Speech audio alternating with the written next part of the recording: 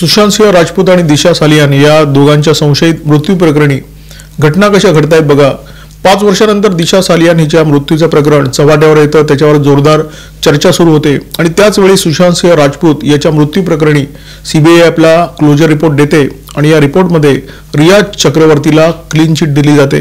सीबीआयच्या क्लोजर रिपोर्टच्या बातमीनंतर अशा प्रकारची वातावरण निर्मिती केली जाते, अशा प्रकारची विधानं केली जात आहेत की बघा गेली 5 वर्ष फक्त राळ उडवण्यात आली, चिखलफेक करण्यात आली।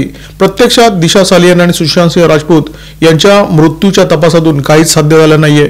हे विधान करताना सुशांत सिंह राजपूत याचंच प्रकरण फक्त सीबीआय कडे होतं आणि दिशा सालियानचं प्रकरण सीबीआय कडे कधीच नव्हतं, ही बाब मात्र व्यवस्थितपणे दडवली जाते।